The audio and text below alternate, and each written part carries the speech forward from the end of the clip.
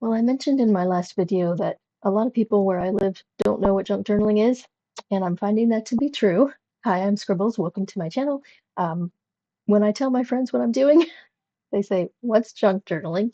So we're going to go through a little bit about what it is and show you how I started this one. So we'll start with basics.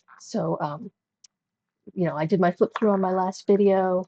Um, junk journaling generally means taking junk mail and turning it into things. So it's more like found objects or things you would be junking or recycling. So how I made this one is I started with paper lunch bags. Now, these, I just happen to have a lot of these because I bought them, you get a bunch in a package. I bought them for either a craft or I was using them as gift bags. Like I did white stamped in white, or I added some lace. Had some lace on there and it was for a gift bag type thing. So I had a bunch of these left over. So what I did, when you cut down the side, this is what you'll have. This, okay?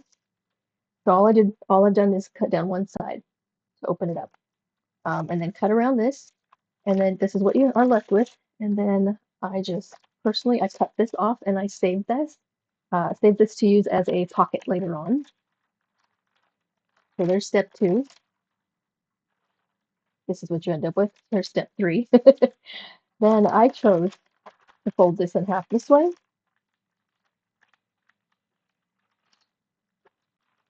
And then I think what I did was folded it here and then cut this down. And I did measure this. Let me show you. I wanted a slightly smaller notebook than this. It's really wide.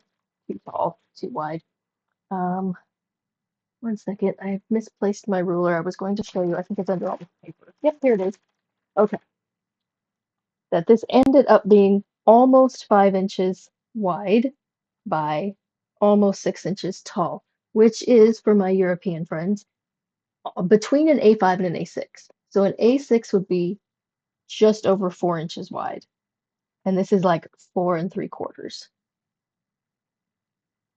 Okay, and again, make it any size you want. But so what I did was took this and then I just tore it. Actually, I didn't even cut it. Um, and I took like 6 bits to the size you want. And I think I might have actually sized this based on wanting to put this little coin pouch in here, or possibly wanting to use the 3x5 cards, which are in here somewhere here. They're in here a couple times actually. Another one. Here we go. 3x5 cards. It may have been this one that I wanted to make this little book. So I sized it based on one of those two things. I don't remember which. So get the size you want, and then looks like about here.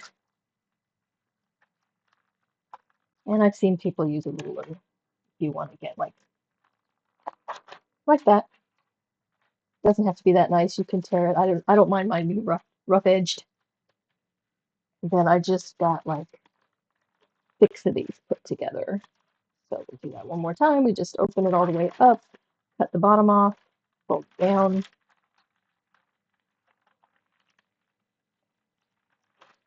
and fold it over, match it up to my first one. Slowly match it up to my first one roughly. Use your ruler if you want or not. Tear it by hand. I have them all. And then we're going to put them together like this. And you can decide if you want the folded edge at the bottom or at the top, or alternating. I think I ended up gluing these pages together anyway. Yeah, on the sides. So that I would have glued this together. This is just one. Okay, one bag. I would have glued this so that when you turn the page, you're turning this page, not this page. Okay, but I didn't glue these together. Just the inside part. All right, so that's one way you could do it. I think I did like 6 of these, and then you have a cover, and then you decorate all your pages. Okay, so this is the lunch bag way to go. Lunch sacks. There's also, here's bottoms, by the way, that I cut off, and then these can be turned into pockets. So here, I'll just use this one because it's finished. So you just can glue these in. You can get them folded a little bit so you have a expansion right there. Just fold it in half back, okay? And then you would glue this part down, and that way your pocket opens. So you have a little bit of a, this part would be glued down, and then this part would be open so you can tuck things in easier, okay? Next thing is I have, sorry, trying really hard not to bump my camera, packing paper. Like this, I think came from the dollar store. If you buy anything glass, a jar, a candle, they tend to wrap it in this stuff. So again, something you would recycle or throw out. And then I have these other options. I wanted to show you the difference between these two. This is packing paper that comes in the boxes that you order. I don't know, let's see. Maybe you order a pillow and it takes up half of the box. And then this is stuffed in the other half to keep it from shifting around too much. Of course, you can tear, fold. This is just one big, two big. Nope, that's one whole thing. Here's the edge here. One big strip of that. Okay. Cut, fold any way you want. This again would have been junked or recycled. And then this one is slightly different. I did want to show you because I figured out this also came in a box, but now they're coming as perforated. Let me show you. Okay. So if you can see right here is a big old perforation line. So it's much weaker right there. So when you go to play around with this paper, it's going to tear right there. So you may as well start with that. It's got this weird seam halfway through it where it's like this piece is glued to the back piece right here. I don't know, it's kind of weird, but let's take this off.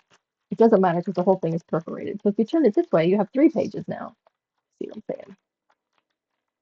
Right? Because it's got this weird middle piece. So to use this, I would probably pair these as perforation and have your signatures. You know, this one, once it came unglued, whatever. But still, you can play around with it. And then this is the base, okay? And then I use a file folder for this one for the exterior. And then I cut that to size. Okay, I have a pile of text. I have a stack of glossy photo type. And then I also have some brown packing paper. And I'm going to throw together my next junk journal base. So I have these envelopes, and I think this is the size I want to go with. This is roughly 4.5 by 6, I believe, which is very close to A6.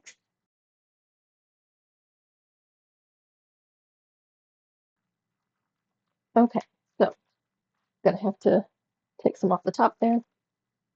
But in the meantime, let's see what we have here. Some of these are way too big.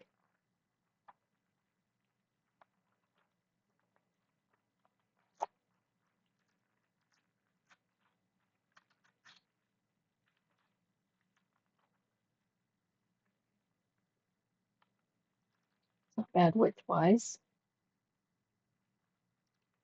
I might rather use this, cut it out, and put it on something vertically. Of course, this image is way too big for what I'm doing right now. also have this side. I like that this has verticality with these. I don't have to use all three, maybe these top two images with the rest of the page, perhaps. Does it fit this way? It can. You can always add something onto it, onto the page to make it possibly a little wider. Okay. Instead of trying to do that, no, I have made such a mess because I record something for you and then I just throw the rest of the stuff off the screen. Let me find a different pair of scissors because I lost my other pair. Here we go. I'll clean it up once we're done. So roughly here-ish.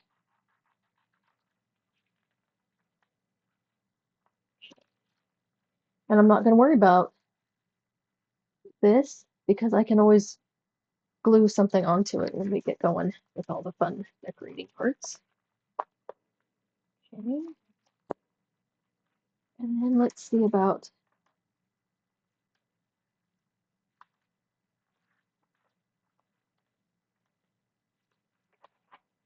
my text pages. I found some older, so much more brown. I have some white, and I have these old gardening pages. Now, in this next one, I think my color accent is going to be purple. So I thought it was fun that there was wisteria on this one. I found grape on one of them. This one. There we are, grape. I thought that might be fun to have in here since it's going to be purple. Let's see. Not bad, not bad. Okay, and then this one we can just tear down here and keep for something else, of course.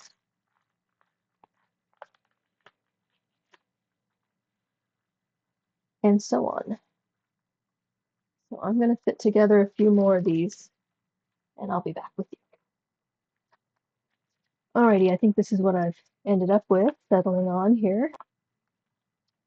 So we've got some brown paper, we've got some of the newsprint, and we've got some glossy print all throughout.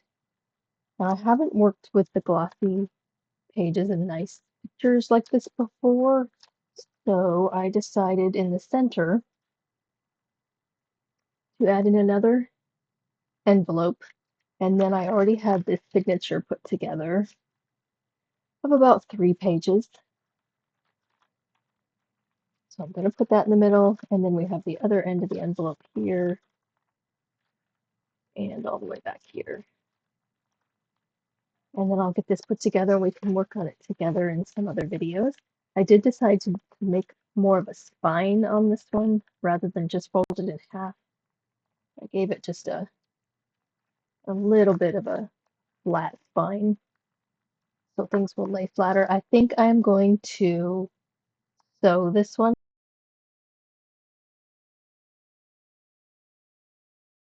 And I'm going to do the same thing, but I'm going to go about an inch in from each side and then in the center to sew it.